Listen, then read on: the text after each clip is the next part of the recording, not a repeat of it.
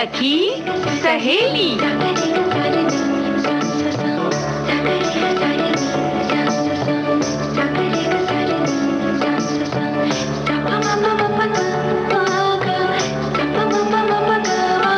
सखी सहेली।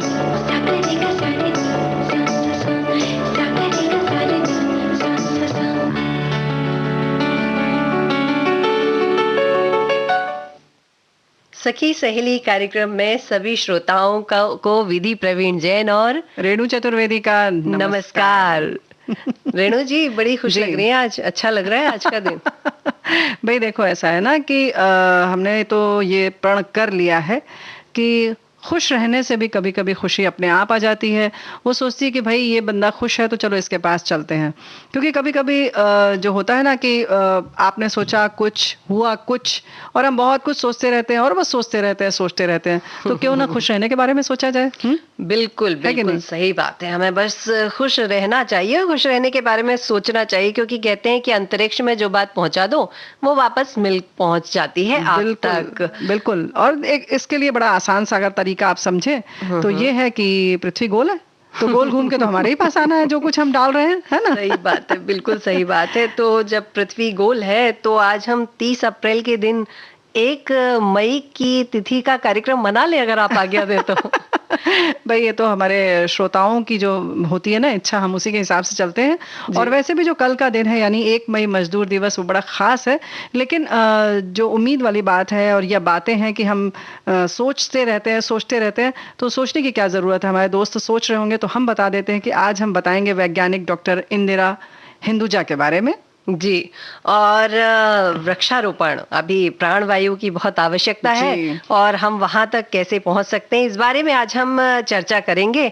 और गर्मी के दिनों में बड़ी अच्छी लगती है ना? जी हाँ, बिल्कुल बहुत अच्छी लगती है ककड़ी, और उसके कुछ व्यंजन बताएंगे। जाहिर है कि हमारी सखियां लेकर बैठी होंगी कॉपी और कलम, तो लिखेंगी कि हम ककड़ी के कौन कौन से व्यंजन बनाएंगे, क्या क्या सामग्रियां होंगी। तो उसके बाद बात आती है कि कुछ और भी बातें कर लेंगे अगर समय रहा तो। वैसे तो बहुत सारे हमारे पास विषय हैं, लेकिन हाँ गर्मियों में होंठ बहुत सूखते हैं, फटते हैं, तो कुछ उनकी सुरक्षा के उपाय भी हम साझा कर लेंगे। लेकिन जो मजदूरों की बात आती है, अक्सर इसमें बड़ा द्वंद्व रहता है कि मस्तिष्क ज्यादा महत्वपूर्ण है या श्रम करने वाले लोग। इसलिए श्रम दिवस मनाया जाता है 1 मई को। तो उनके महत्व को समझने के लिए अंतर्राष्ट्रीय मजदूर दिवस मनाया जाता है। हाँ, लेकिन हम आज इस स्टूडियो में बैठे हैं तो आप और हम तो बैठे हैं, दिमाग से दिल से बातें कर रहे हैं, लेकिन हमें लगता है इस स्टूडियो को बनाने का काम, इस पूरी बिल्डिंग को बनाने का काम किसी मजदूर ने ही किया होगा। बिल्कुल बिल्कुल। तो मजदूरों का ये काम हमारे लिए बहुत रहता है। और कितने सारे दिन कल की तारीख में यानी 1 मई की तारीख में होते हैं। लेबर डे, मई दिवस, कामगार दिवस, इंटरनेशनल वर्कर डे, कितने सारे नाम इस दिन को दिए गए। लेकिन इस साल जो दौर चल रहा है, हम बार बार उसका नाम नहीं लेंगे, आप सब जानते हैं, लॉकडाउन की वजह से मजदूर दिवस से जुड़े हुए बहुत सारे काम लोग नहीं, या कहना चाहिए जो महोत्सव या समारोह जैसा मनाते हैं वो नहीं संभव है। कोई बात नहीं, लेकिन मजदूर हमारे विकास की रीढ़ है, ये तो हम समझते ही है ना।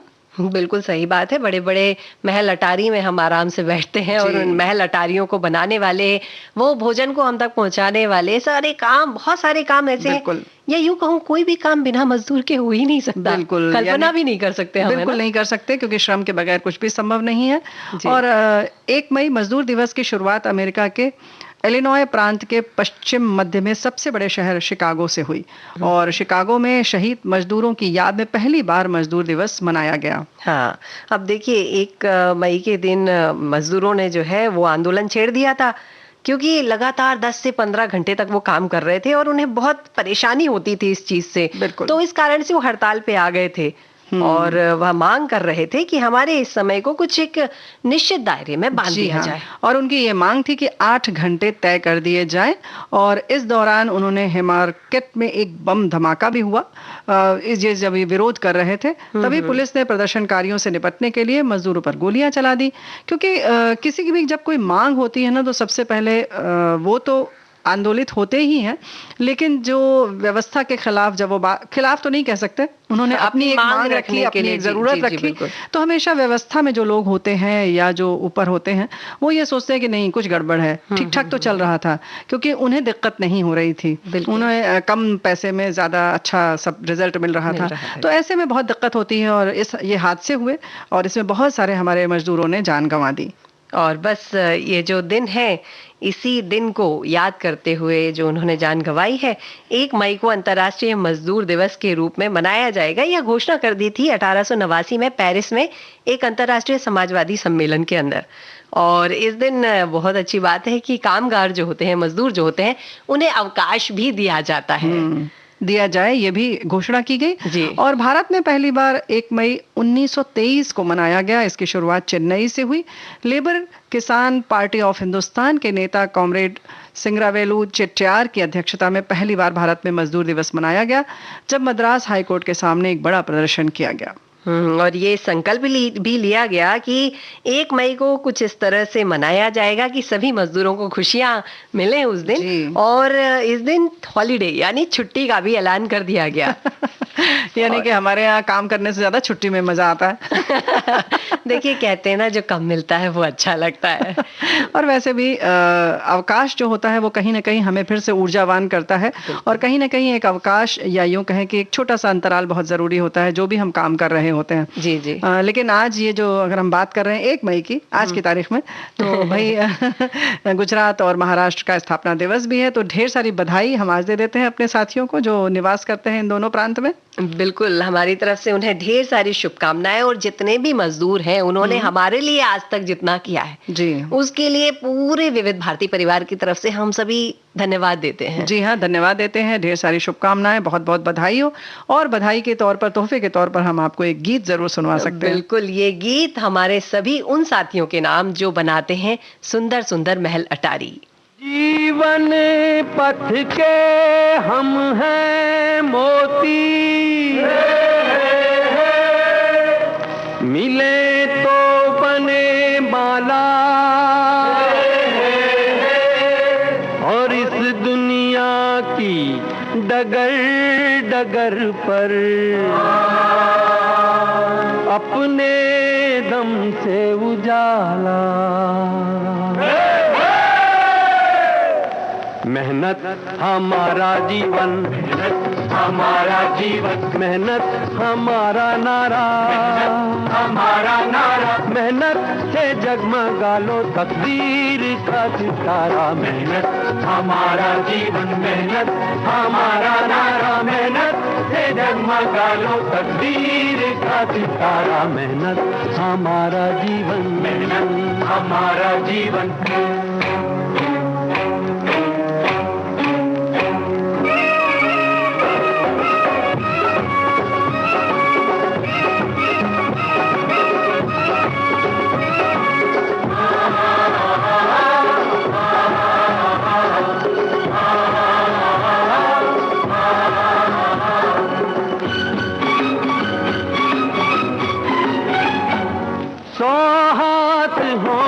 जब तक एक हाथ क्या करेगा, तो हाथ होना जब तक एक हाथ क्या करेगा।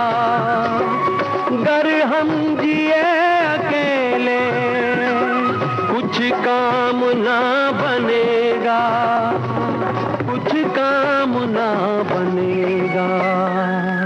मेहनत से जो भी हारा वो जिंदगी से हारा, मेहनत से जगमगा लो तकदीर का सितारा। मेहनत हमारा जीवन, मेहनत हमारा नारा, मेहनत से जगमगा लो तकदीर का सितारा। मेहनत हमारा जीवन, हमारा जीवन।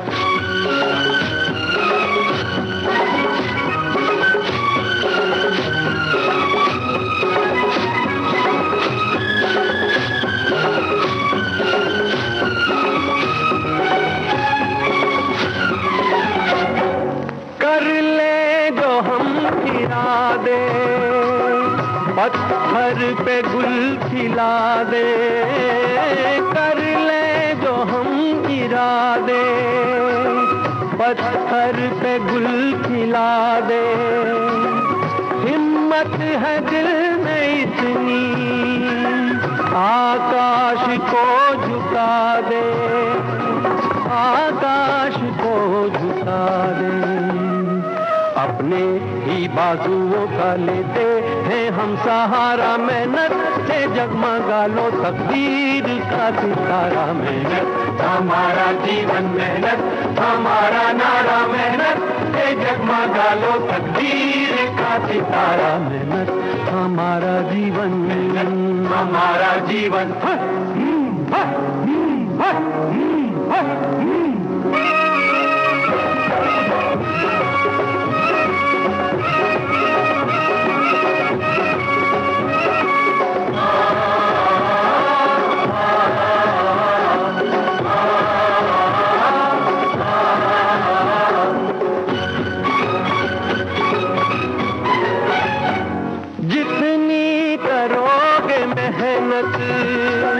हाँ उसका फल मिलेगा, जितनी करोगे मेहनत, हाँ उसका फल मिलेगा।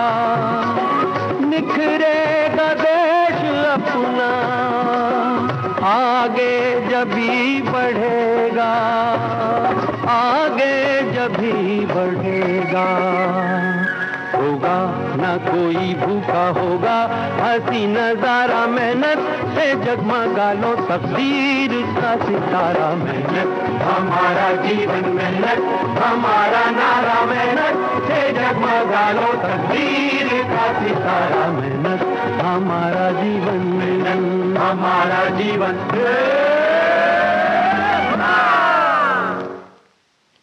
सचमुच रेणु जी, मेहनत हमारा जीवन है और मेहनत हमारा नारा है। और अगर मजदूर मजबूत नहीं होगा तो सृष्टि शायद डावाडोल हो जाएगी। बिल्कुल हो जाएगी, क्योंकि सिर्फ अट्टालिकाएं ही नहीं बनाते, बल्कि जो हम बांध पुल जो भी चीजें हम देखते हैं उन सब में हमारे इन सब भाइयों का बहुत बड़ा योगदान है।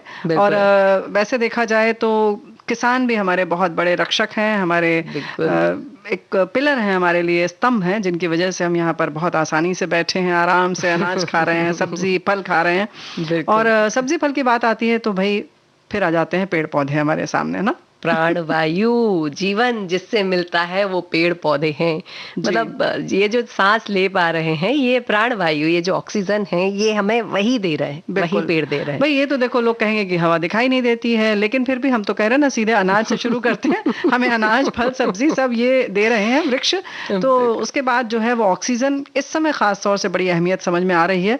और जो इतना महंगा महंगा सिलेंडर मिल रहा है, तो अब लोगों को लग रहा है कि अरे इतने सालों से हमने एकदम मुफ्त मुफ्त मुफ्त वाली जो ये प्राणवायु ली है, अरे इसके लिए शुक्रिया तो अदा कर दें, है? शुक्रिया भी अदा करना है और वो कर्ज भी अदा करना है। मतलब मैं तो ऐसा सोचती हूँ कि ईश्वर मुझे मौका दे तो जितने पेड़ मैं लगा सकूं लगा दूं, क्योंकि कहीं ना कहीं अपनों को वो प्राणवायु जा रही है और अपने सुरक्षित बच रहे हैं उसी ऑक्सीजन के कारण। और ये पूरे जलवायु को नियंत्रित करती है, संतुलित करती है। तो पेड़ पौधे लगाना चाहिए। और हम क्या इस मंच से इस बात में लोगों से संकल्प ले सकते हैं कि जितना हो सके उतना लगाएं तो अच्छा है, और ये जो लगे हैं उनकी देखभाल कर लें। बिल्कुल। और सिर्फ मुझे लगता है लगाना बस नहीं है, लगाने के बाद जब तक वो बड़े नहीं हो जाते, परिपक्व नहीं हो जाते, तब तक उनकी देखरेख करते रहे। जी जी बिल्कुल, सच बात है। कितना अच्छा होता है, कितनी अच्छी बात हमारे एक श्रोता ने भी लिखी है और ये हमने भी पढ़ी है। सर्वेश्वर दयाल सक्सेना जी लिखते हैं, अगर थोड़ी धरती पाऊं तो पेड़ लगाऊं। क्या बात है, क्या बात है। तो अगर थोड़ी धरती पाऊं तो पेड़ लगाऊं, बहुत सुंदर पंक्ति है ये। तो देखिए आप अगर तलाशेंगे तो ज़रूर मिलेगी। और ये संकल्प लेंगे कि हमें लगाना है, क्योंकि ऑक्सीजन हमें इससे मिल रही है। और बाकी जो बचपन से हम पढ़ते आ रहे हैं कि मिट्टी को किस तरह से बांध के रखते हैं ये वृक्ष, और बाढ़ नहीं आने देते, तो फिर आप सोचेंगे कि हमने बाढ़ वगैरह तो काफ़ी नियंत्रित कर लिया है, लेकिन फिर भी इनकी ज़रूरत बिल्कुल अलग है। वर्षा का जो पानी है वो हमें इन्हीं के सहारे मिलता है। तो वृक्ष लगाएं। और वृक्ष लगाने के लिए जब बात आती है तो कुछ चीज़ों का ख्याल रखना बड़ा ज़रूरी है ना? हाँ जी बिल्कुल, हमें ख्याल रखना चाहिए, क्योंकि अगर हम पेड़ वृक्ष लगा दें, एक छोटा सा पेड़ लाएं और वो ऐसे ही लगा दें, तो शायद वो पनप ना पाए और हमारा लगाने का फायदा भी ना हो, और जो जहाँ लगा था वो और नुकसान हो जाएगा। बिल्कुल। तो एक बड़ी अच्छी बात पढ़ने में आती है, देखने में आती है, और लगाते समय हम भी देखते हैं कि जब हम नर्सरी से या किसी गमले से कोई पौधा निकालते हैं ना, तो हमें कोशिश करना चाहिए कि हम उतनी ही गहराई में लगाएं जितनी गहराई में वो लगा हुआ था। जी। क्योंकि फिर वो क्या होता है, ऊपर तक मिट्टी आती है या पानी आता है तो उस तना सड़ने लगता है, गलने लगता है, तो उस कारण से वो पेड़ भी खराब होने लगता है। तो यानी कि जब हम पौधा लगाते हैं तो हमें यही सबसे बड़ा प्रश्न रहता है कितनी गहराई में लगाया जाए। जी जी। तो विधि बिल्कुल सही तुमने कहा कि जैसे हम जिस भी चीज में लाते हैं अक्सर वो पॉलिथीन में रखते हैं और उस पॉलिथीन से जब हम निकालते हैं तो जितनी उसकी ऊंचाई हो 6 इंच 8 इंच जितनी हो उतनी ही गहरा गड्ढा करके उसमें आप लगा दीजिए, क्योंकि अगर हम बहुत नीचे लगाएंगे तो ऊपर तना सड़ जाएगा और बहुत ऊपर लगाएंगे हम तो जड़ें बाहर आ जाएंगी, है ना। बिल्कुल। तो ये बिल्कुल सही नाप है और इस तरह से माप कर हम लगा सकते हैं और निश्चिंत रह सकते हैं। उसके बाद एक काम और कर देना चाहिए। हाँ। मुझे लगता है कि जब मैंने अपने घर पे पेड़ लगाया था तो मैंने क्या किया था, उसकी सारी पत्तियां तोड़ दी थी, सिर्फ 4-5 पत्तियां बचने दी थी। बिल्कुल। हालांकि ये थोड़ा सा कहीं ना कहीं ऐसा लगता है क्या गलत कर रहे हैं, पर क्या होता है कि जब उस पेड़ को बढ़ना है तभी वो पत्तियां बहुत ज्यादा वाष्पीकरण करती हैं, तो वो पेड़ जितना बढ़ना चाहिए जितनी ऊर्जा से वो उतना बढ़ नहीं पाता, तो थोड़ी सी पत्तियां बचा देते हैं, बाकी सब हटा देते हैं, नहीं वो पत्तियां अपने आप आ जाती। बिल्कुल, वो नियम ही है उसका, क्योंकि थोड़ा रहने से वो प्रकाश संश्लेषण भी होता रहता है, वो उसके लिए जरूरी है, लेकिन बाकी पत्तियों को इसलिए हटाना जरूरी होता है ताकि वो पूरा खाद वगैरह ले सके, नहीं तो वो सारी जो पोषण है वो पत्तियां ले लेंगी और वाष्पीकरण भी बहुत तेजी से होता है। उस समय कोशिश करते हैं, कुछ लोग ढांक देते हैं उसको, और भी बहुत सारे उसके तरीके हैं, वो तो आप देखिएगा लेकिन हाँ, पत्तियां कहते हैं कि हटा देना चाहिए। और इस तरह से, क्योंकि जब वाष्पीकरण हो जाता है, इवेपोरेशन होता है, तो उसमें जल की कमी हो जाती है। और पौधे जब आप कहीं से लाएं तो कम से कम उसकी 1 वर्ष की उम्र होनी चाहिए और उस समय आप लगा दें इसको। हाँ हाँ, अधिक उम्र का पौधा हम लाते हैं तो क्या होता है, वो पौधा उस मिट्टी को पकड़ चुका होता है और उस माहौल में ढल चुका होता है। हम उसकी जगह बदलते हैं तो कहीं वो उदास हो जाता है, मुरझा जाता है या निकालने में कहीं ना कहीं जड़ें जो हैं वो टूट जाती हैं। हाँ, तो इसलिए फिर वो पनप नहीं पाती हैं। हाँ। तो बहुत ज्यादा उम्र का ना हो और बहुत कम उम्र का भी ना हो ताकि वो पकड़ ना पाए, तो इन चीजों का ख्याल रखना होगा। इसके साथ साथ अगर हम ऊंचाई की बात करें तो 3 फुट या उससे अधिक हो, ये निर्भर करता है कि किस चीज का और कैसा पौधा है। जी बिल्कुल। और एक और चीज, जब हम पौधा लगा रहे हैं तो हालांकि कई लोगों को मिट्टी छूने में तकलीफ होती होगी, गिजगिज होती होगी, पर अपने हाथों से उस मिट्टी को अच्छे से दबा दें ताकि वो पकड़ पाए उस चीज को। लेकिन एक बात ये बताओ, अगर मिट्टी से आपको परहेज है तो आप लगाएंगे कैसे? लगाते समय तो आपके हाथ में मिट्टी लगेगी, और आजकल दस्ताने आते हैं भाई, आप उसका भी उपाय है, आप कर लीजिए, लेकिन इसके लिए माफी नहीं चलेगी। उसके आसपास थोड़ी सी मिट्टी दबानी पड़ेगी, नहीं तो वो पौधा हिल डुल जाएगा, या तेज हवा चली तो इधर उधर हो जाएगा, या बहुत टेढ़ा हो जाएगा तो जम नहीं पाएगा। जी, तो बेहतर है कि उसके पास में जहां आप लगाते हैं बिल्कुल बीच में थोड़ी सी उसको अच्छे से दबा दें और उसको स्थिर कर दें एक जगह पर, और उसके तुरंत बाद थोड़ा सा पानी उसमें डाल दें, यानी थोड़ी सी सिंचाई कर दें, और कोशिश करें कि पौधों को जो सांझे के समय लगाएं, यानी सायंकाल में लगाएं तो अच्छा रहता है। बिल्कुल, मतलब ये है कि एक छोटे से बच्चे को जैसे हम लेते हैं, बस वैसे ही ख्याल रख के पौधों को रखना है। बिल्कुल। एक और चीज देखने में आती है कि जब हम पौधों को लगाते हैं तो हम कहीं दूर से ही लाते हैं। बिल्कुल। अब वो धूप धूल गर्मी सब सहकर आ रहा होता है और हम उसे सीधे गमले में लगा देते हैं, तो उसकी थकान नहीं उतर पाती। उसकी थकान उतारने के लिए हमें उसे थोड़ी देर रख देना चाहिए उसी अवस्था में। अच्छा। और जब वो उसकी थकान उतर जाएगी तो हम उसे पेड़ में, जैसे सुबह लेके आए तो शाम को आप लगा लीजिए, तो उसको एक आराम भी मिल जाता है, यानी थोड़ा सा उसको भी राहत दीजिए, सांस लेने दीजिए। और इसके साथ साथ अगर बात करें तो छायादार, फूलदार और सजावटी पौधे भी अलग अलग तरीके के होते हैं। इसमें 50 सेंटीमीटर चौड़ा और इतना ही लंबा 40 सेंटीमीटर गहरा गड्ढा पौधा लगाने से मतलब हमें लगता है कि लगाने से पहले ही खोद लेना चाहिए, जगह बना लेनी चाहिए, और इसमें से निकली मिट्टी में जो जरूरत की चीजें हैं, कुछ कुछ खाद और डीएपी और यूरिया, जिसके पास जो हो, अलग अलग तरह की जो कंपोस्ट होती हैं उनको लगाकर आप देखें कि किस तरीके के पौधे में क्या चाहिए, और कुछ उसमें कीड़े न लग सके उनका भी व्यवस्था कर लें तो ज्यादा बेहतर है। पत्ती वगैरह डाल दें तो वो बचा रहेगा। कुछ लोग कहते हैं हल्दी भी डाल सकते हैं आप, उससे भी बचता है। और जो भी उपलब्ध हो, अगर खाद की बात आती है तो जो काऊ डंग केक जो आता है, कंपोस्ट खाद भी है, या आपको अगर आपको गोबर का जो उपले बनते हैं, केक जो बनता है, जो ईंधन के काम आता है, अगर आपको कुछ नहीं उपलब्ध है तो इसको लाकर आप पानी में भिगो दीजिए 2-3 दिन, उसके बाद उसका पानी डाल दीजिए और उसके बाद फिर उसको खूब अच्छे अच्छे से बिल्कुल पीस हाथ से ही उसको हाथ खोल से दे मत और उसके दीजिए। बाद फिर वो खाद तैयार हो जाएगी। हाँ। तो उसके कई तरह से आप इस्तेमाल कर सकते हैं। तो आपका बहुत कहने सारी चीजें हैं।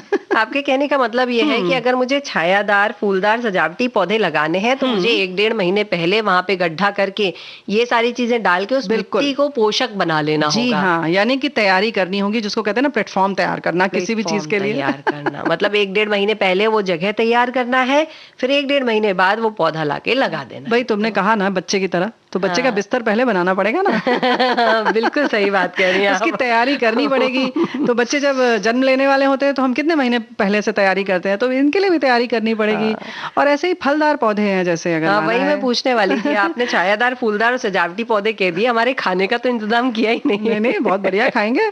तो फलदार पौधों की जब बात आती है तो मानसून यानी कि बारिश के सीजन में 1.5 महीना पहले से ही 3 फुट गहरा गड्ढा और ऐसे ही चौड़ा गड्ढा बना लेना चाहिए।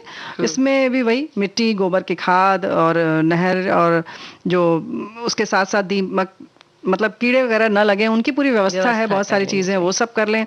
दवा भरकर मिलाकर भर देना चाहिए, फिर इसमें पानी भर दें, इसमें मिट्टी जम जाएगी और फिर उसके बाद वही 1 डेढ़ महीने बाद जब आप पौधा लगाने बारिश के समय लगाएंगे तो खूब अच्छे से पनपेगा। बिल्कुल, मतलब आपका कहने का अर्थ है कि जब भी आपको बड़े वाले जो पौधे हैं वो लगाने हैं, हाँ। तो आपको 1.5 महीने पहले अलग-अलग हिसाब से तैयारी करनी होगी। तैयारी करके रखनी है। उसके बाद पौधा लगा लो और वो पौधा फिर बहुत बड़ा वृक्ष बनेगा, वटवृक्ष जी बन सकता हाँ, है और बिल्कुल बन बड़े-बड़े पेड़ सकता है। बन सकता है। और कितने अच्छे-अच्छे आम और कितनी रसीली चीजें मिलेंगी ना। ये पहले से लगा हुआ है, उसमें आ चुके हैं चीकू वगैरह सब। और जो है ना कि तुमने कहा तैयारी के बाद, तो तैयारी तो करनी ही पड़ती है। लेकिन अब ये लाभ जो है इससे सबसे बड़ी बात यह है कि जो हमारे सिर्फ ऐसा नहीं कि सिर्फ ऑक्सीजन देते हैं ये पेड़, जो हानिकारक गैसें हैं उनको भी अवशोषित कर लेते हैं, यानी कि हमारे पर्यावरण से उसको निकाल देते हैं। और आयुर्वेदिक इलाज के लिए भी बहुत जरूरी है ये सब पेड़ पौधे ना। मतलब जो फैक्ट्रियों से गंदगी हम हवा में उड़ाते हैं उसे हमारे पेड़ ही अवशोषित कर लेते हैं। केवल फैक्ट्रियों से क्यों, अभी कहेंगे कि हमारे तो आसपास कोई फैक्ट्री नहीं है। अरे भाई, हम नहीं निकालते कार्बन डाइऑक्साइड क्या? हम वो भी तो निकालते हैं ना। हाँ, गाड़ी बिल्कुल। चलाते हैं, चूल्हा जलाते हैं, जी। कितनी सारी चीजें करते हैं। एसी में से निकलता है, फ्रिज में से निकलता है, तो ऐसे बहुत सारे छोटे छोटे जो सब हमारे कुछ जो है वो पेड़ अवशोषित कर लेते जी। हैं और हमें सुरक्षित जीवन देते हैं। आप आयुर्वेदिक इलाज की भी बात कर रही थी, हाँ, तो बहुत सारी चीजें हैं। जड़ी अभी बूटियां हमें जड़ी बूटियों तो बहुत बड़ी चीज है, लेकिन अगर हम सामान्य तौर पर देखें तो अभी नवरात्र में हमने नीम खाया, जैसे हाँ, नीम की हाँ, कोपलें खाई, खूब मुलायम मुलायम नीम की पत्तियां खाई, उसका लोगों ने पानी भी पिया। बहुत सारी जगह रिवाज है, नवरात्र में पहले दिन लेते हैं गुजरात में उसके नीम के फूल और वो डाल के रात में रखते हैं, पानी पीते हैं। तो ये तो घरेलू चीजें हैं ही। उसके साथ साथ नीम की छाल भी फुड़िया फुंसी जब अभी गर्मियों में होती थी वो लगाते थे। तो ये सारी चीजें तो है ही, लेकिन इसके साथ साथ पेड़ पौधे लगाने से हमें भाई तनाव बहुत कम हो जाता है। हाँ, है ना? जिस समय आप लगाते हैं आपको लगता है कुछ सृजन कर रहे हैं, आप कुछ बना रहे हैं, है ना? अभी वैसे भी ऐसा है कि अभी सब लोग लगभग घर पे हैं, तो आपको घर में अगर ऐसा लगता है कि आपके पास कुछ काम नहीं है, तो एक बहुत अच्छा काम है, आप पेड़ लगा लीजिए। क्योंकि एक छोटे बच्चे जैसा आप पेड़ लगा लेंगे और उसकी देख रेख में लग जाएंगे तो आपको बहुत मानसिक शांति मिलती है इससे। एक चीज और देखिए ना, जब हम घर से बाहर निकलते हैं और किसी एक सड़क पे चल रहे हैं जहाँ पेड़ बिल्कुल नहीं है, धूप हमें लग रही है, हम ऐसे ही चले जा रहे हैं, और दूसरी सड़क है जहां दोनों तरफ से आकर पेड़ की शाखाएं लदी हुई हैं, बिल्कुल दोनों जगह, दोनों रास्तों में अंतर समझिए। एक जगह बस जा रहे हैं और दूसरी जगह सुकून से, शांति से जा रहे होते हैं। तो ये अंतर हमें मिल जाता है। यानी कि इस गर्मी में भी हमें राहत तो मिलती है, लेकिन साथ साथ प्रसन्नता मिलती है। और बाकी अगर आपने मुफ्त में आम, कटहल, चीकू ये सब पा लिया तो आर्थिक लाभ तो हो ही गया, पैसे भी बच गए बहुत। बिल्कुल। और दूसरा ये है ना कि जैसे चंदन के पेड़ हैं, सागौन के पेड़ हैं, कई सारे पेड़ ऐसे हैं जिनको लगाओ तो उनकी एक छोटी सी डाली भी आपको मालामाल कर देती है। तो ये काम भी आप उपयोग कर सकते हैं, इस काम में भी उपयोग ले सकते हैं। तो ऐसा लगता है कि पेड़ों को लगाने से केवल फायदा ही फायदा है। जी। और अभी आपने शुरुआत में जो बात कही थी कि अभी ऑक्सीजन को हम बहुत बार बार बुला रहे हैं अपने पास में, और वो ऑक्सीजन भी पेड़ ही दे रहे हैं। अगर उसमें से 100% ऑक्सीजन निकाल के कंटेनर में भर के हम तक पहुंच रही है, दे तो पेड़ ही रहे हैं। जी हाँ। तो उनका जो कर्तव्य है, उस कर्तव्य को पूरा करने के लिए हमें उन्होंने अपना कर्तव्य पूरा कर दिया, अब हमारा कर्तव्य बनता है कि जो उन्होंने दिया है अब हम उन्हें और पौधे लगाएं, उन्हें जी। और दोस्त दे दें बिल्कुल। और साथी दे दें। बिल्कुल, ताकि जो भी जितने पेड़ पौधे हैं उन्हें भी बहुत सारे और साथी मिल जाएं। और वैसे भी हम बहुत ज़्यादा, हमारी जनसंख्या बहुत बढ़ चुकी है, उस अनुपात में हमने वृक्षों को बहुत कम कर दिया है बल्कि बढ़ाने की जगह। तो बेहतर है कि इस समय तो आप समझ ही रहे हैं कि हर व्यक्ति ऑक्सीजन की एक एक सिलेंडर या यूं कहें एक एक यूनिट की कीमत समझ रहा है। तो बस शुरू हो जाइए पौधे लगाना। तो श्रोताओं को एक काम दे दें क्या? हाँ, घर हाँ। बैठ के जरा अपनी उम्र के हिसाब से अंदाजा लगा लें हाँ, हाँ। और ऑक्सीजन की कीमत के हिसाब से कि आज तक आपने पेड़ों से कितने रुपए की ऑक्सीजन ले ली है। जी, लेकिन उससे पहले एक बात और कि आज हमें एक सवाल पूछना था। जी। तो हम अपने दोस्तों से ये कहना चाहते हैं कि पंजाब का नाम क्यों पंजाब पड़ा? और पहले तो आप ये बताइए, उसके बाद और पूछेंगे आपसे। थोड़ी सी चीटिंग कर दीजिए, हिंट नहीं दे नहीं नहीं नहीं, दीजिए। पंजाब का नाम क्यों है पंजाब? कोई बात नहीं, बताएंगे। चलिए ठीक गीत है। सुना देते हैं हम आपको। चलिए हमारे श्रोताओं को, हमारे दोस्तों को एक बड़ा प्यारा सा गीत सुनवाते हैं।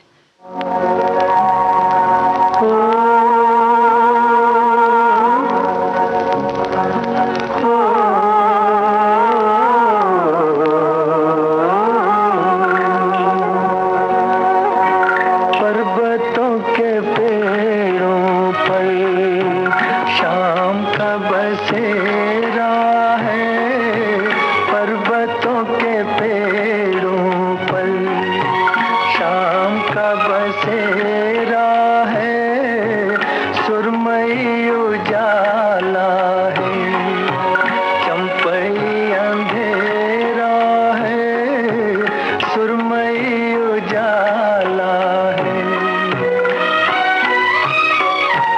दोनों वक्त मिलते हैं, दो दिलों की सूरत से, दोनों वक्त मिलते हैं, दो दिलों की सूरत से, आसमान खुश होकर रंगता बिखेरा है, आसमान खुश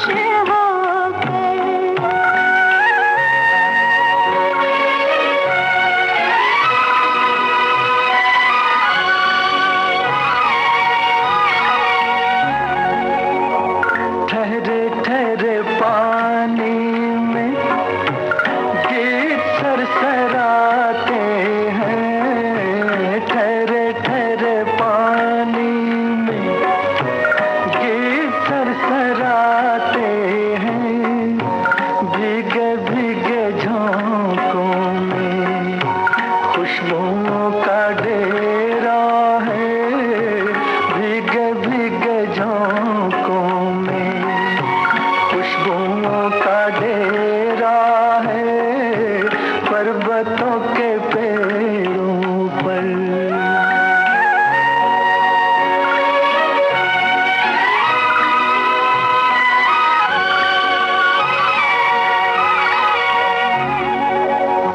क्यों न जज्ब हो जाए इस हंसी नजारे में, क्यों न जज्ब हो जाए इस हंसी नजारे में, रोशनी का झुरमुट है, मस्तियों का घेरा है, रोशनी का झुरमुट है, मस्तियों का घेरा है, पर्वतों के पेड़ों पर शाम का बसेरा है, पर्वतों के पेड़ों पर। तो रेणु जी, हम वापस आ गए हैं और पेड़ों की हम बात कर रहे थे। जी, तो पेड़ों की केवल बात नहीं करनी है बल्कि लगाना भी है। चलो लगाएंगे कार्यक्रम के बाद, लेकिन बात बात से काम नहीं चलेगा। अब वो समय आ गया है कि बस हम सिर्फ बातों बातों से काम नहीं चलाना है, उसको बिल्कुल व्यावहारिक रूप में उसको करना होगा। बहुत सारे हमारे साथी लिखकर भेज रहे हैं कि हमारे घर के पीछे एक नहीं दो पीपल का पेड़ है, क्या बात और है। एक लगा था तो हमारे पति ने कहा निकाल दो, लेकिन नहीं निकाला। अब 4-5 मंजिल ऊपर हो गया है, ऊंचा हो गया इतना। मतलब इनके घर में तो ऑक्सीजन भर भर के आती होगी। जी हाँ, बिल्कुल। तो मतलब ऐसा है कि ये जो एक बात मुझे आपसे पूछनी थी रेणु जी, क्या? कभी-कभी क्या होता है कि हमारे घरों के आसपास ऐसे ही पीपल के पेड़ उगाते हैं हम्म। और वो हम उखाड़ के या तो फेंक देते हैं या दूसरी जगह लगाते नहीं हैं। जी हाँ, ये गलती हम सामान्यतः कर लेते हैं। कर लेते हैं। हालांकि वहीं पर एक ये भी है, जो हम लोगों के यहाँ बहुत सारी चीज़ों को धर्म या ऐसे डरा दिया जाता है कि पीपल का पेड़ किसी तरह से तोड़ना नहीं है, तो डरते भी हैं, वो डरते भी भी बात है। हैं। लेकिन हम निकालते भी हैं। और वैसे भी पीपल के पेड़ की तो बहुत सारी खासियत है कि कहते हैं कि रात में भी ऑक्सीजन देता है। और वहीं पीपल के साथ ये भी कहते हैं कि जो आपके पौधे, उसके नीचे की जो मिट्टी होती है जहाँ पीपल का पेड़ लगा हो, वो मिट्टी बहुत उपजाऊ होती है। तो अगर आपको कोई पौधा लगाना है तो एक मुट्ठी वहां की मिट्टी ला के डाल दीजिए। अरे वाह, ये तो- जानकारी तो मुझे नहीं मिली। तो ये भी सारी चीजें हैं। तो इसलिए पीपल का बहुत महत्व है। हमारे यहाँ अलग अलग उसका अलग महत्व है। और वैसे भी पीपल के पत्तों में अगर खासियत आप देखें, वैसे तो हर वृक्ष के पत्तों की अपनी अलग तरीका होता है। कोई एक डंडी में बिल्कुल समानांतर फैली होती है पत्तियां, किसी में एक में 3 होती है। बेलपत्र में अगर देखें, पीपल में एक एक आप देखेंगे तो एक एक डंडी में अलग अलग एक एक एकदम स्वतंत्र पत्तियां होती हैं। इसीलिए कहते हैं कि इसमें वासुदेव का निवास है। कोई अपने अपने ढंग से कहते हैं और सिर्फ इसीलिए उसको पूजते हैं। मतलब पेड़ लगाना चाहिए और पीपल के पेड़ को भी निकाल के मत हटाइए, वो जी। बहुत काम की चीज है। उसे पास में अगर हटाने की जरूरत है तो हटा के कहीं पास में लगा जी। लीजिए, आपके ही काम आएगा। बिल्कुल। अच्छा, अब मैं थोड़ा सा आगे बढ़ना चाहती हूँ क्योंकि समय आगे बढ़ नहीं नहीं, रहा बिल्कुल है। नहीं, बढ़ना नहीं है।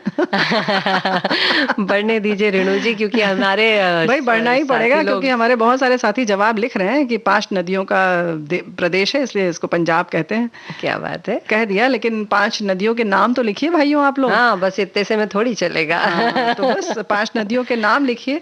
जी बिल्कुल।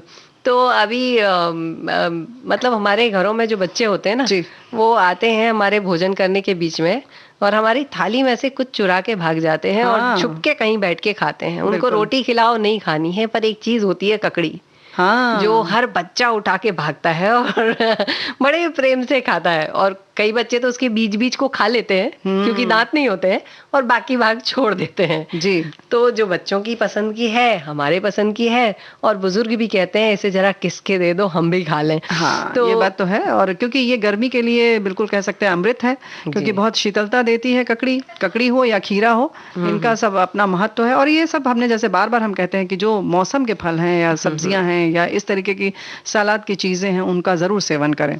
अब देखिए ना, जो उच्च रक्तचाप होता है, जैसे हाई ब्लड प्रेशर कहते हैं, अगर किसी को ये है तो बहुत अच्छा है ककड़ी आप खा लें, मगर उसमें नमक ना डालें। जी। क्योंकि ककड़ी में होता है पोटेशियम, जो आपके बहुत काम आता है। और कई बार ऐसा भी होता है कि हमें जब पेशाब होती है उसमें जलन होती है, कभी कभी होता है पानी की कमी के कारण ये होता है, तब भी आप ककड़ी खा लें। तो और मतलब यानी कि पेशाब की जलन में या उच्च रक्तचाप अगर आपको है तो ककड़ी का सेवन आप खूब करें। और वहीं ऐसा नहीं है कि शुगर लेवल जिसका जो है ज्यादा है बढ़ वो नहीं रहा खाएं, है। वो भी खाएं, उनका भी कहीं ना कहीं नियंत्रित होगा। शुगर लेवल जी। नियंत्रित हो जाएगा। और एक और चीज है, ये हमारी सखियों को बड़ी अच्छी लगने वाली है। ककड़ी में होते हैं फाइबर्स, हाँ, पाचन तंत्र को मजबूत करती है। नहीं, ये तो हमारे भाइयों के लिए भी है। और अगर तुम मोटापे की बात कर रही हो तो हमारे भाई लोग भी इससे बहुत परेशान हैं। ऐसा नहीं है सिर्फ हमारी बहनें ही परेशान है, तो सभी के लिए फायदे की चीज है। वैसे भी सलाद वाली जितनी भी चीजें हैं जो हम कच्ची खाते हैं, और वैसे भी जो चीज आप कच्ची खा सकते हैं उनको कोशिश करें कि आप कच्चा ही उसका प्रयोग करें तो बेहतर है। उसमें आपको सारे फाइबर्स मिल जाते हैं और वहीं आपको पचाने में भी अच्छा रहता है। उसका पानी और सब चीजें जो भी उसमें पोषक तत्व हैं वो आपको 100% मिलता है। तो वैसे खाएं। इसलिए जाहिर है कि जब फाइबर्स आएंगे तो आपका पाचन तंत्र अच्छा होगा और अनावश्यक जो कैलोरी है, ऊर्जा हमें नहीं मिलेगी, तो हमारा मोटापा भी हमारा नियंत्रित रहेगा। बिल्कुल। एक और चीज है, सिलिकॉन और सल्फर बहुत अच्छा होता है। देखिए जी। कितनी सारी चीजें हैं। तो जिनके बाल नहीं बढ़ रहे हैं या झड़ रहे हैं, जो शिकायत कर रहे हैं, वो ककड़ी खाना शुरू कर दें तो बाल बड़े अच्छे से अच्छे लंबे रहेंगे। लंबे हो जाएंगे।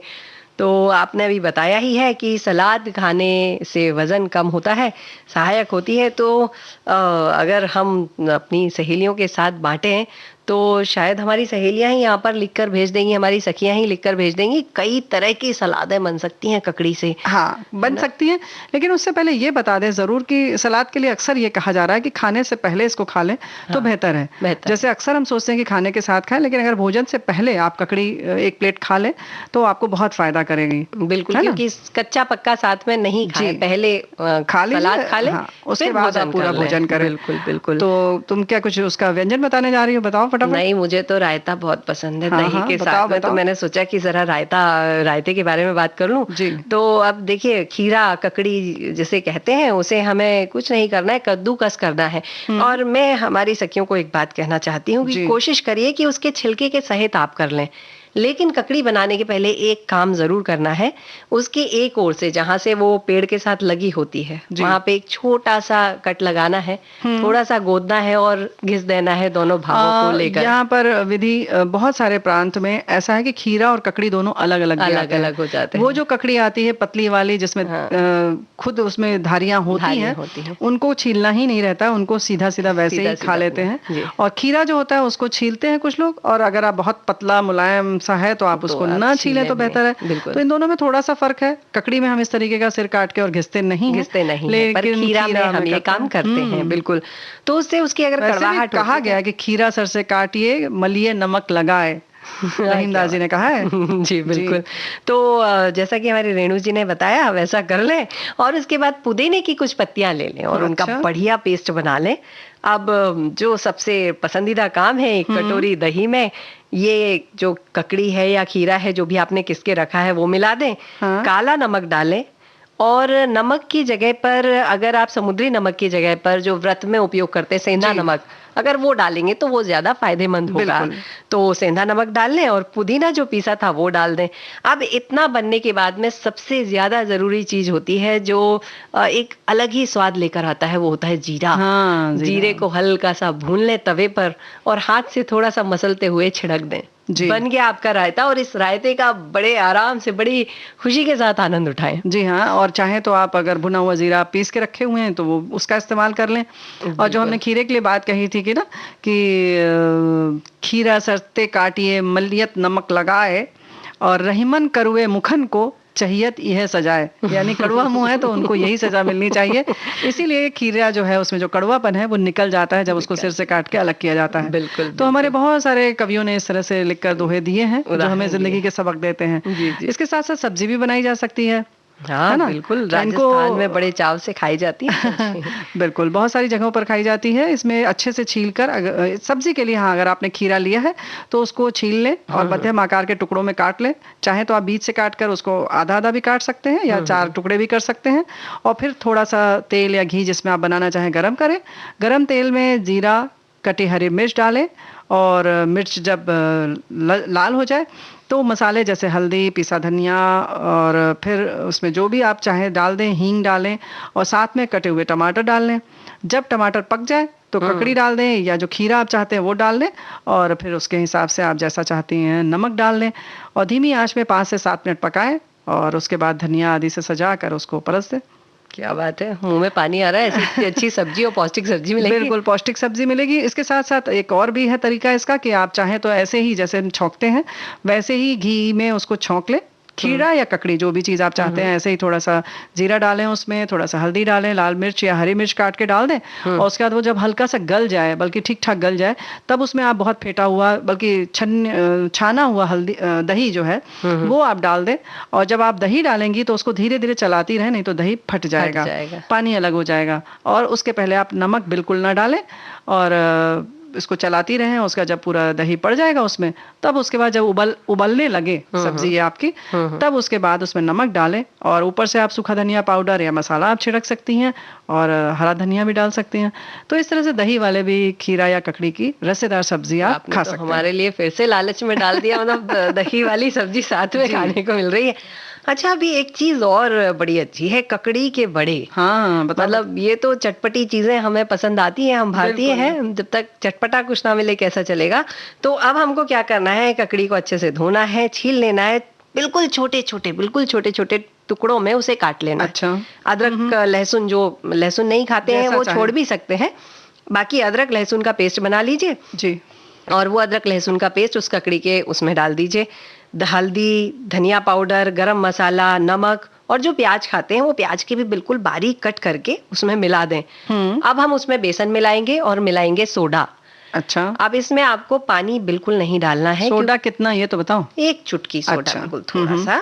और इसमें पानी बिल्कुल नहीं डालना है, क्योंकि अगर आपने पानी डाल दिया तो ककड़ी भी पानी छोड़ेगी और आपने भी पानी डाल दिया तो सब गिजगिज हो जाएगी। जी। तो आपको बस अब क्या करना है, मिलाना है बढ़िया हाथ से, सुंदर सा जो भी शेप, जो भी आकार आप चाहते देना हैं। चाहते हैं दे लिए, और गर्मा गर्म तेल में जैसे वड़े बनाते हैं ना, वैसे बस तल लेना है, टिक्की जैसे आप तल लें। टिक्की जैसे। यानी कि इसमें से, ककड़ी में से जितना पानी निकलता है उतना पर्याप्त है। पर्याप्त है। और अगर आपको लगता है तो आप थोड़े से छिट्टा डाल दें, बस उसमें छिट्टे जैसा दे दें, उससे ज्यादा ज्यादा बिल्कुल नहीं डाले, हाँ। नहीं तो वो गीला हो जाएगा, फिर वो भजिए जैसे बनाना वो पड़ेगा, बिखर जाएगा। बिखर जाएगा। तो बिल्कुल। आप इतना तो आपको आता है, आप समझ जाएंगे कि जब बनाएंगे कि कितना उसको रखना है, क्योंकि हम बड़े बना रहे हैं तो वैसा ही होना चाहिए आकार में। जी। बिल्कुल बिल्कुल।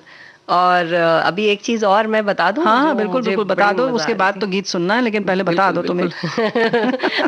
कच्चे आम बहुत आ रहे हैं बाजार जी। में, जिसे कैरी कहते हैं। तो ककड़ी के छिलके जो है ना, अभी तक हम इतनी सारी सब्जियों में ककड़ी के छिलके निकाल रहे थे, जी। उन्हें उठा के आप डस्टबिन में, कचरे के डब्बे में मत डालिए, उन्हें उठाइए, धो लीजिए, है ना। और जी। उनको जो कच्ची कैरी है उसको, आम को छील लीजिए। छीलने के बाद उसे छोटे छोटे टुकड़ों में काट लीजिए, और ये जो छिलके थे इन्हें भी थोड़े छोटे छोटे टुकड़े कर लीजिए और मिक्सी के जार में डाल दीजिए। अब नमक, थोड़ी सी मिश्री, क्योंकि शक्कर डालते हैं तो वो नुकसान करती है, इसलिए थोड़ी सी बड़ी वाली जो मिश्री आती है, थोड़ी सी मिश्री पीसकर उसमें डाल दीजिए। धनिया पत्ती, हरी मिर्च, थोड़ी सी जीरे, ये सब कुछ डालिए और पीस दीजिए मिक्सी में। बहुत स्वादिष्ट चटनी बनती है। क्या बात है। ककड़ी के पौष्टिक तत्व, आम के जो ठंडक है, सब मिलकर आपको एक अच्छी चटनी मिल जाती है। क्या बात है। तो ये ककड़ी के स्वादिष्ट भोजन है, इनका आप आनंद उठाइए। तब तक हम आपको ये प्यारा सा गीत सुनवाते हैं।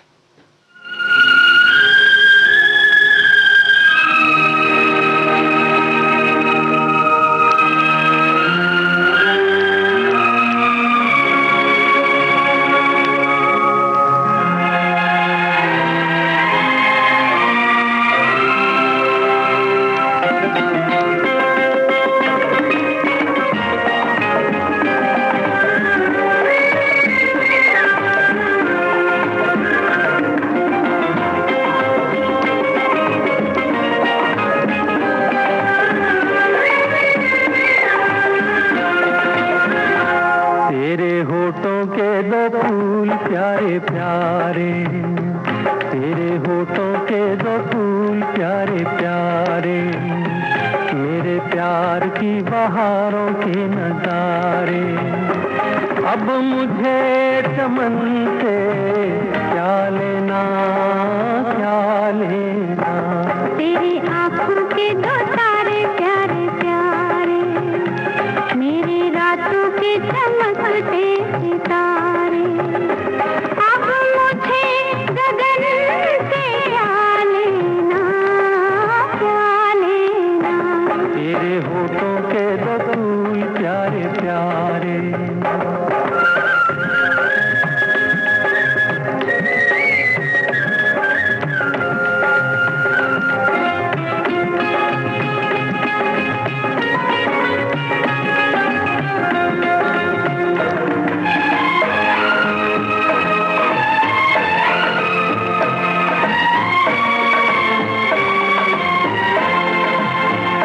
तेरी काया कंचन कंचन, किरणों का है जिसमें बसेरा।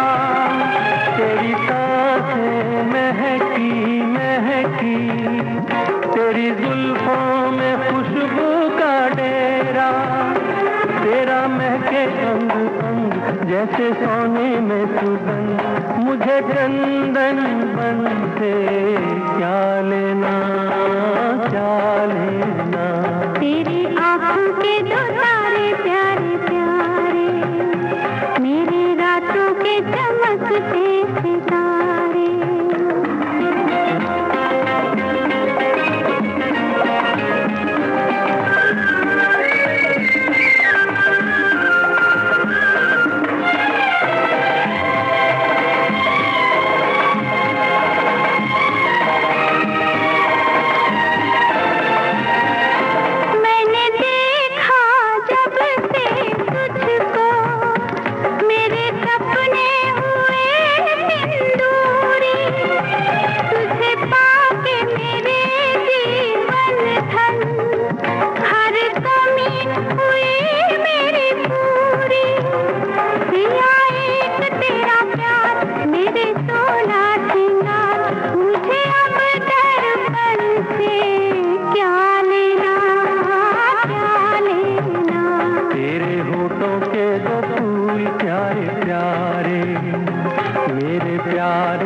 बहारों के नजारे।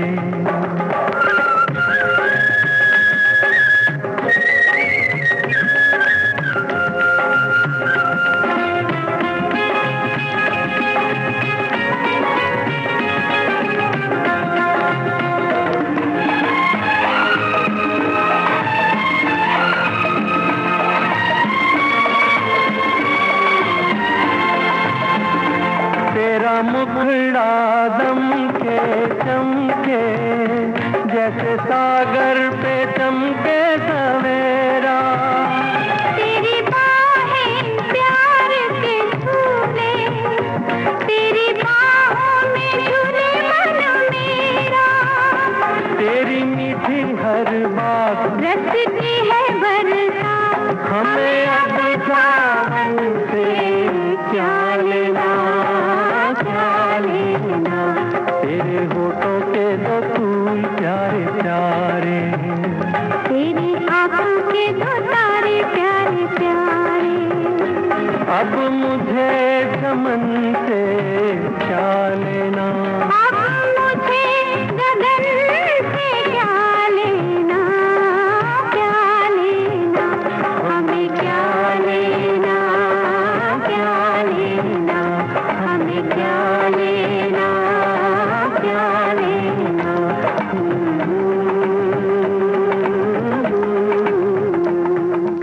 भाई इन्हें तो चमन और गगन से कुछ नहीं लेना है, लेकिन फिलहाल हमारे बहुत सारे साथियों ने जो कुछ लिखकर भेजा है, हमें तो बहुत कुछ लेना है।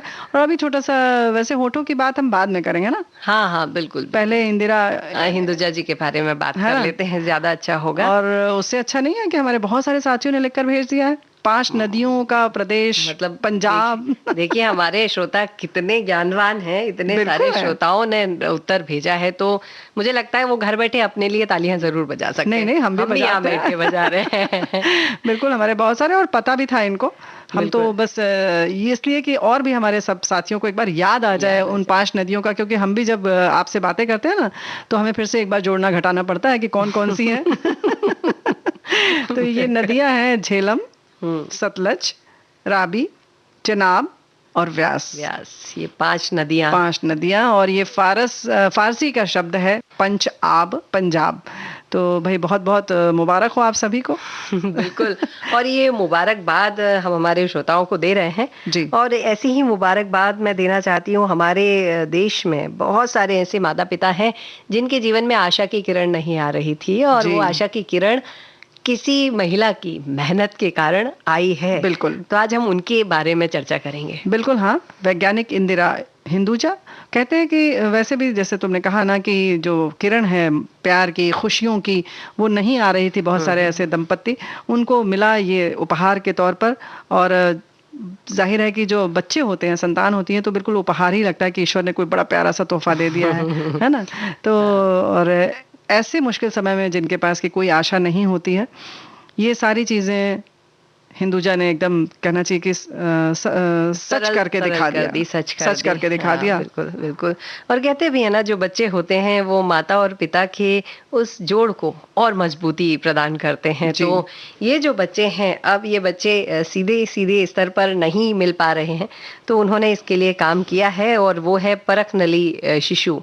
मतलब उन्होंने ये काम तो बहुत अच्छे से किया ही, लेकिन इसके साथ में पहले मैं दूसरी चीज बताना चाहती हूँ कि इन्होंने गैमेट इंट्राफेलोपियन ट्रांसफर, जिसे गिफ्ट कहते हैं जी, इस दल का उन्होंने नेतृत्व किया था। और गिफ्ट के रूप में भी 4 जनवरी 1988 को उन्होंने पहले बच्चे के लिए जन्म दिलवाया था। जी। यानी कि ये जो गिफ्ट जिसकी तुम बात कर रही हो, ये एक तकनीक ही है। हाँ, वो जो दल था उसमें इन्होंने नेतृत्व किया था जी। और जाहिर है फिर उसके बाद ये आगे बढ़ती रही। और इससे पहले 6 अगस्त 1986 को IKM अस्पताल में भारत के पहले टेस्ट ट्यूब बेबी का जन्म कराकर इतिहास रच दिया। बिल्कुल। हालांकि ये बात है कि हमारे भारत के लोगों ने इस बात को किस तरह से स्वीकार किया होगा, परंतु अब तो बड़े आराम से हम इस बात को स्वीकार करके बैठे जी। हैं और ऐसे बच्चों को हम बड़े अच्छे से हमारी समाज में स्थान देते हैं, जी। प्यार देते हैं और ये कहते हैं कि बड़ी मुश्किल से बच्चा आया है, संभालो। जी हाँ, बिल्कुल। जी। तो डॉक्टर इंदिरा हिंदुजा का परिवार मूल रूप से पाकिस्तान के शिकारपुर का रहने वाला, और उनका जन्म जो है स्वतंत्रता प्राप्ति के पहले हुआ था और विभाजन के बाद वो परिवार के साथ भारत आ गई थी और उन्होंने अपनी शिक्षा दीक्षा मुंबई में ही की। हाँ, अब जैसे उनकी जो शिक्षा हुई है वो बॉम्बे यूनिवर्सिटी में स्त्री रोग विज्ञान में एमडी की डिग्री इन्होंने हासिल की है और उसके बाद पूरा जीवन लोगों की सेवा में लगा दिया और उन्होंने बॉम्बे यूनिवर्सिटी से ह्यूमन इन वर्टियो फर्टिलाइजेशन और एम्ब्रियो ट्रांसफर में पीएचडी की डिग्री भी हासिल की है। मतलब डॉक्टर होने के बाद एक और डॉक्टर। जी, यानी कि एक विशेष योग्यता आपने विशेष हासिल की। और योग्यता। 15 जुलाई 1991 को उन्होंने मुंबई के सर्वाधिक प्रतिष्ठित माने जाने वाले जसलोक अस्पताल में ऑनरेरी ऑब्स्टेट्रिशियन एंड गायकोनोलॉजिस्ट बनाया गया और अब तक मतलब वो वहीं से जुड़ी हुई हैं और कुछ ही वर्षों में बेहद सम्मानित दूसरे अस्पताल में चली गई। हिंदुजा अस्पताल में भी वो मानद रूप से काम कर रही हैं। उन्हें प्रसूति एवं स्त्री रोग विशेषज्ञ का ओहदा मिल गया। ब्रीच कैंडी अस्पताल, ये जो नामी अस्पताल हैं, ये सबसे जुड़ी हुई हैं और वहाँ अपनी सेवाएं दे रही हैं। जी। और इन्होंने ये जो टेस्ट ट्यूब बेबी परखनली शिशु की व्यवस्था भारत में लागू की है, उसके लिए भारत सरकार ने भी पद्म अवार्ड जो होते हैं जी, उसमें जो तीसरा सबसे सम्मानित अवार्ड है पद्मश्री, इससे इन्हें सम्मानित किया है। इसके जी। साथ और भी इन्हें सम्मान मिले हैं। जी हाँ, धन्वंतरी पुरस्कार हो, धन्वंतरी अवार्ड 2000 में मिला। ऐसे ही इंटरनेशनल वुमेन्स डे अवार्ड और 1999 में लाइफ टाइम अचीवमेंट अवार्ड, 87 में outstanding lady of Maharashtra state जैसे अवार्ड आपको मिले। भाई देखो, ऐसा है ना कि जो काम आपने किया है उसमें तो कहना चाहिए ना कि हर संस्था खुद को गौरवान्वित महसूस करती है जब हम ऐसे किसी को सम्मान देकर। बिल्कुल। और इन्हें शक्तिशाली नारी शक्ति 2020 के सर्वे में नारायणी नमः में फेम इंडिया मैगजीन और एशिया पोस्ट सर्वे द्वारा सामाजिक स्थिति को और देश की आर्थिक राजनीतिक व्यवस्था के लिए स्टेक होल्डर सर्वे ने भी इन्हें 20 शक्तिशाली नारी में डॉक्टर इंदिरा हिंदुजा प्रमुख स्थानों में इन्हें मतलब स्थान मिल गया है। तो क्या बात रखा गया है। तो हमारी तरफ से इन्हें बहुत सारी शुभकामनाएं हैं। बहुत सारी बधाई, बहुत सारी शुभकामनाएं। मैं आपसे थोड़ी सी बात जानना चाहती हूँ कि बच्चे नहीं हो रहे हैं, इसमें मैं आपके साथ बांटना चाहती हूँ और हमारे श्रोता भी हमें सुन रहे हैं, इसमें क्या केवल एक महिला की कमी होती है? ऐसा कुछ हमारे समाज में है? तो नहीं, ऐसा नहीं है, बिल्कुल भी नहीं है। जो इस तरीके की बात करते हैं, हमें लगता है कहीं ना कहीं उनके ज्ञान में थोड़ी सी कमी है, जानकारी में कुछ कमी है और बड़ी आसानी से कुछ भी किसी को भी कह देने वाले लोग बस ऐसा कहते हैं। बाकी जो भी समझदार हैं वो ऐसा कह ही नहीं सकते, क्योंकि जब जैसे कि बहुत सारी और भी चीज़ें हैं। देखो, जैसे अगर हम बात करें तलाक की, तो जब कहते हैं कि निकाह में जब उसकी मंजूरी जरूरी है तो फिर तलाक में क्यों नहीं? बिल्कुल कुछ ऐसा ही है। जब आप समझते हैं कि जब जन्म देने में उसकी पूरा तरह से सहयोग है, दोनों का जब जोड़ होता है तभी एक संतान का जन्म होता है या उसका बीज पड़ता है। फिर कैसे संभव है कि सिर्फ स्त्री उसके लिए जिम्मेदार है? ऐसा बिल्कुल नहीं है। लेकिन हाँ, जिम्मेदार कोई भी हो, ये एक रास्ता निकाला गया आईवीएफ का और जिसके लिए हम आज इनको याद कर रहे हैं। हाँ, मतलब बड़ा अच्छा है कि इसमें महिलाओं के जो अंडे हैं या दोनों चीज़ों को लेकर फर्टिलिटी बढ़ाने वाली एक मेडिसिन रख दी जाती है और एक छोटी सी सर्जरी की जाती है। एक छोटी सी परख नली में उस बच्चे को कुछ दिनों तक रखा जाता है, उस मतलब टेस्ट ट्यूब में रखा जाता है।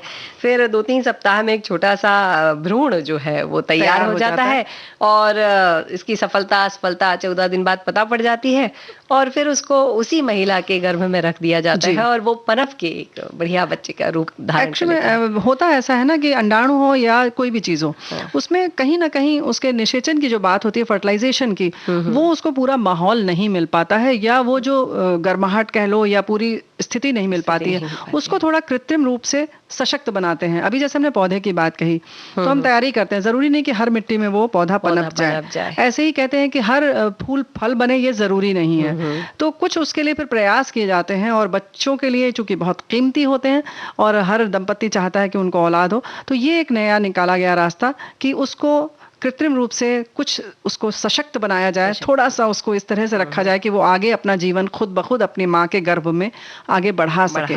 तो कुछ इस तरीके की प्रक्रियाएं हैं, उसमें और भी बहुत सारे आयाम हैं, अलग अलग तरह से होता है, कहीं दूसरे के गर्भ में रखा जाता है, वो भी IVF होता है। तो इसमें बहुत सारी और भी मतलब शाखाएं दर शाखाएं हैं, और जानकारियों का तो अथाह सागर है, कोई भी चीज हो तो वो तो है ही। लेकिन हम आज बात याद कर रहे हैं इंदिरा जी को, है ना? जी बिल्कुल। तो इंदिरा जी ने जो सबसे पहली बच्ची जो 34 साल पहले जन्म दिलवाया था, यानी कि जिसके लिए ये सफल हो गई और इनका नाम हो गया, उनका नाम है हर्षा जी। और आपको बताऊं 6 अगस्त 1986 में हर्षा का जन्म हुआ था, और हर्षा शाह 2 बच्चों की माँ भी हैं जी। और उन्होंने साधारण तरीके से बच्चों को जन्म दिया है, मतलब कोई समस्या नहीं है ऐसे बच्चों में बाद में। और हर्षा स्वयं एक डॉक्टर हैं, और इसी फील्ड में, इसी जगह पे परख नली शिशु परीक्षण में वो अपना काम भी कर रही हैं, वो PhD भी कर रही हैं, तो बड़ी अच्छी बात है। और अब तो भाई देखो 34 वर्ष हो गए, लेकिन हमें याद है जब हम लोगों ने बहुत शुरू में जब इसको सुना था तो बहुत अच्छा लगा था कि एक बड़ा नया और हमारे देश में कुछ ऐसा हुआ है जिसके लिए पूरा विश्व भी समझ रहा है कि अच्छा हाँ, देश भी हमारा भारत जो है उसमें भी बहुत सारे और प्रयोग हो रहे हैं, और विकास की जो कहना चाहिए कि जो हमारी रफ्तार थी वो और आगे बढ़ गई, है ना? देखिए रेणु जी, समय आगे बढ़ रहा है, गीत तो सुनना है ना, गीत हमें पता सुनवा देते हैं एक प्यारा सा। और ये गीत हर कोई सुनना चाहता है, और मैं चाहती हूँ कि ये गीत हर माता पिता के लिए हम समर्पित करते हैं अपनी ओर से।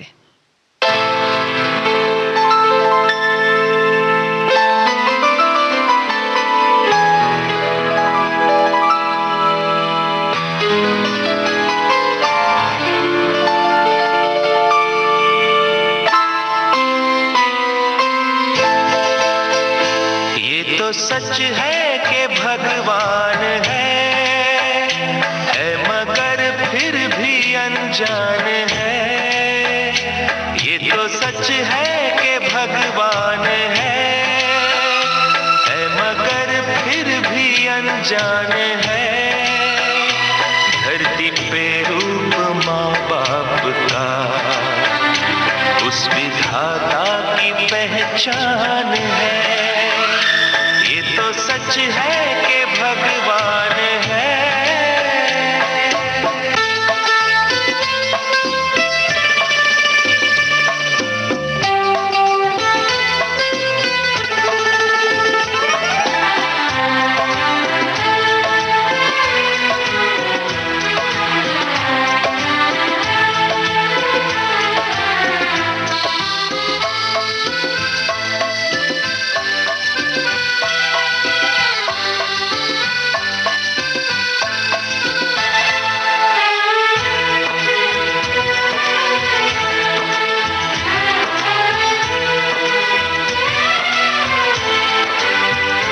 जन्मदाता है जो नाम जिनसे मिला, थाम कर जिनकी उंगली है बचपन चला।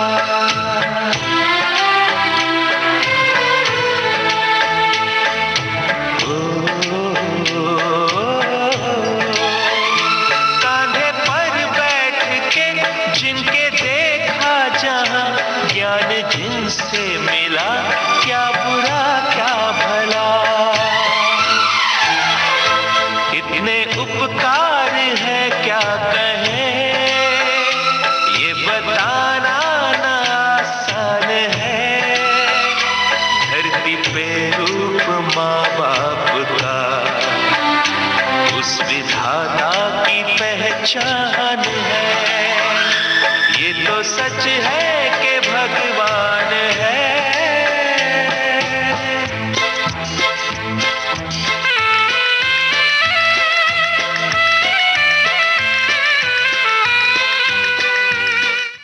तो रेणु जी, हमने तो हमारे बच्चों के लिए अच्छा सोच लिया। अब होंठों की बात है तो जल्दी जल्दी बता देते हैं कि वो अपने होंठों के लिए लोग क्या क्या कर सकते हैं। भाई करने की बात बताने की जरूरत नहीं, हमारे साथी ने लिखकर भेजा है कि आप रात में मलाई लगाकर सोएं, आपके होंठ बहुत अच्छे रहेंगे। तो यानी कि आप उसको सूखने ना दें, वेस्लिन आदि लगा लें, और इसके साथ साथ इसका संबंध हमारे नाभि से बहुत है, जिसको हम बेली बटन कहते हैं ना। तो इसमें भी हम कुछ लगा सकते हैं क्या विधि? अरे बिल्कुल, आपकी नाभि में आप शुद्ध घी लगा लें, जो भी तेल आपको आपको मिलता है वो जरूर लगाएं, क्योंकि नाभि से संचार होता है जी, होठों तक। बहुत तो सारी इसलिए- नसें हैं वहां पर। हाँ, हाँ। और नाभि में तो वैसे भी कहते हैं कि जहां आपको कहीं और तकलीफ है तो नाभि में तेल लगाने से आराम मिलता है। तो लगा लें, नाभि में लगाएं, उसके आसपास थोड़ा लगा लें, उसका मसाज कर लें। इस तरह से आपके होंठ नहीं और सूखेंगे। एक चीज और बता दूं, सुबह सुबह उठ के सीटी बजाएं, मुंह खोलें, जोर से हंसें, तो क्या उससे बात है। आपके होठों का व्यायाम हो जाएगा और तो वो चलिए, बहुत अच्छा व्यायाम होगा। करते रहिए, खुश रहिए, स्वस्थ रहिए और सारे एहतियात बरतते रहिए। हम एहतियात बरतते हैं क्योंकि समय समाप्त हो रहा है। समय समाप्त हो रहा है, लेकिन मैं चाहती हूँ कि हम हमारे श्रोताओं को एक बात और कह दें कि आप सभी अपनी सुरक्षा अवश्य करें। अभी बिल्कुल। बिल्कुल मास्क लगाते रहें और अपनी सुरक्षा में लगे रहें, जुटे रहें। और आज के इस कार्यक्रम सखी सहेली से आज्ञा दीजिए मुझे, विधि प्रवीण जैन को, और मुझे रेणु चतुर्वेदी को, और दीजिए इजाजत। इसके साथ ही स्वीकार कीजिए हमारा नमस्कार।